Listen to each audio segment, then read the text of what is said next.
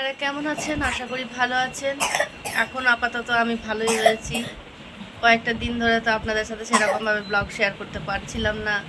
তারপর আবার blog share করা শুরু করেছি। দু একটা হয়তো পুরনো ভিডিও আপনারা দেখছেন হয়তো। তো আজকে থেকে আবার ব্লগ শুরু করছি।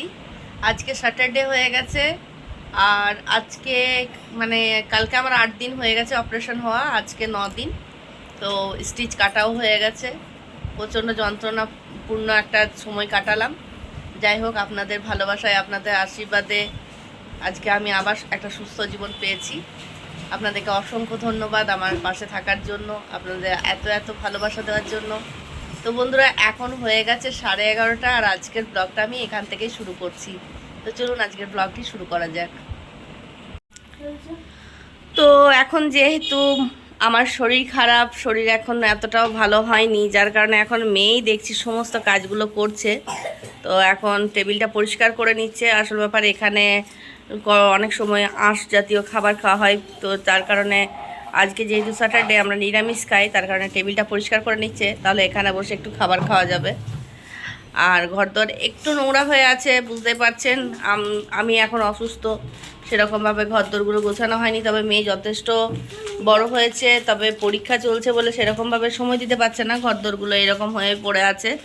তো দেখি, আজকে ভাবছি অনেকটা সুস্থ আছি। আর আপনাদের সাথে না সেরকমভাবে মানে আমি ভিডিও শেয়ার করিনি এই কারণে, কারণ সবসময় ওই শুয়ে থাকার ভিডিও একদমই ভালো লাগে না, যার কারণে আপনাদের সাথে সেগুলো কিন্তু শেয়ার করিনি। তো দেখতে পাচ্ছেন বেডটাও অগোছালো হয়ে পড়ে আছে।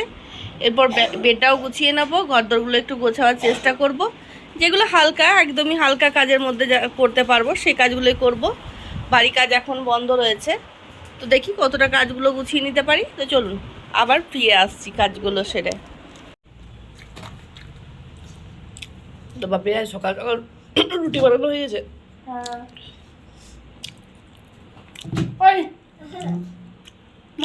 বদমাইশি কেন করছো বাবু? গরম আছে তাহলে ওরকম করে রাখছো?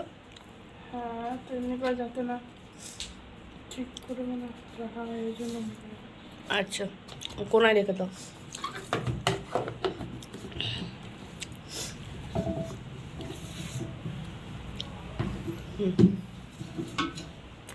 বেচারা কদিন ধরে আমাকে সেবা করে করে থকে গেছে, এখন রেস্ট করছে। আমার পতিদেব আমাকে এত সেবা করেছে, এখন থকে গেছে, রেস্ট চলছে। ছেলেও এখন এনার্জি নিচ্ছে। তোমার খবর কি?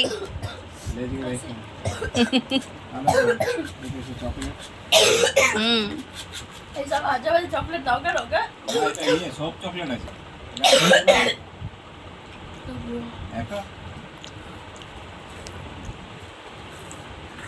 চাল ভরবো।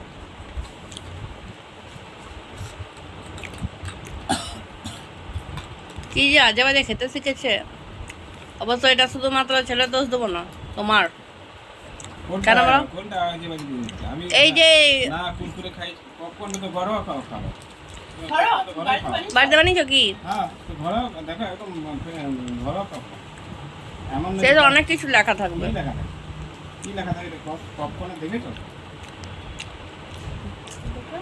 মশলা মালা থাকে, অন্নপূর্ণা ব্র্যান্ড কোম্পানি।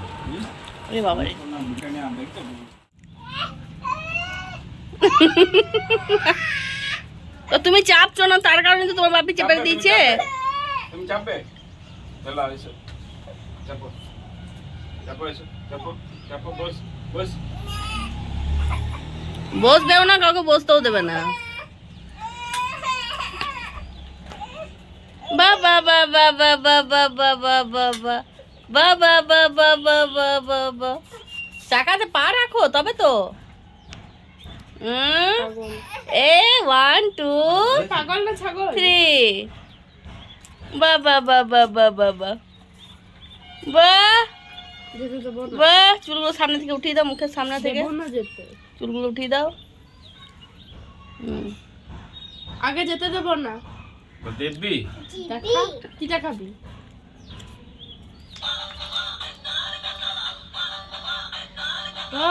দেখবি কাঠিটা লাগাইছি।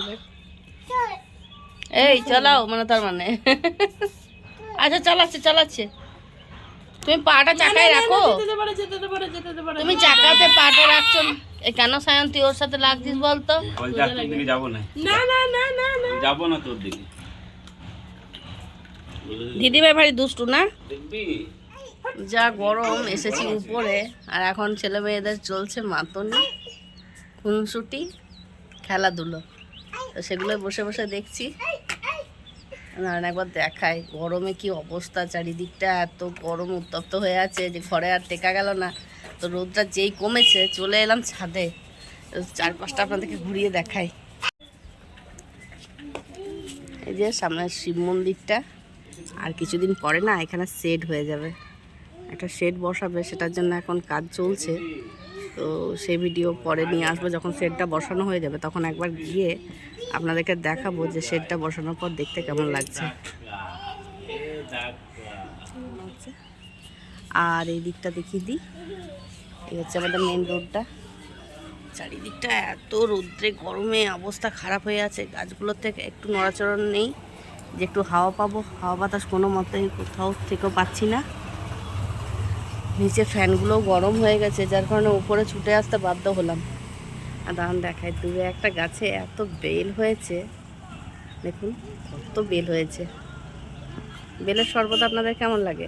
আমার তো বেশ ভালো লাগে, বেল খেতেও বেশ ভালো লাগে, বেলের শরবতও বেশ ভালো লাগে। আর এই গ্রীষ্মকালে বেলের শরবত খুবই ভালো লাগে খেতে, আর খাওয়াটাও খুব জরুরি জানেন। বেশ ভালো রকম, মানে পেটের দিক থেকে সমস্যা যদি কোনো থাকে সেগুলো মিটিয়ে দেয়। আর এইদিকে দেখুন আমার ছেলে এখন সাইকেল নিয়ে ব্যস্ত। এই পেটেলায় পা গেছে, ও বদমাইশি করে না?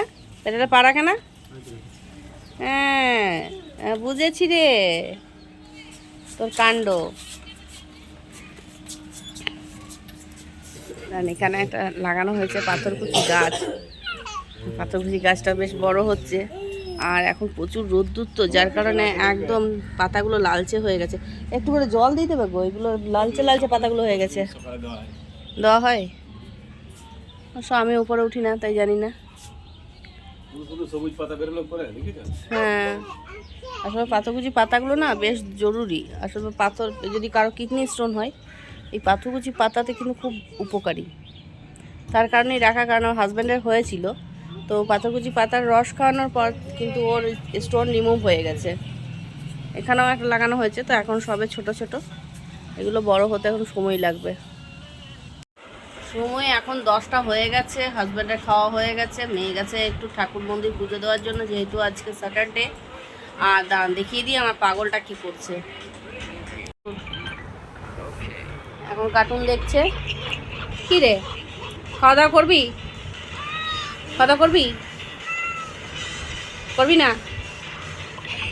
শুধু খাও, খাবে না?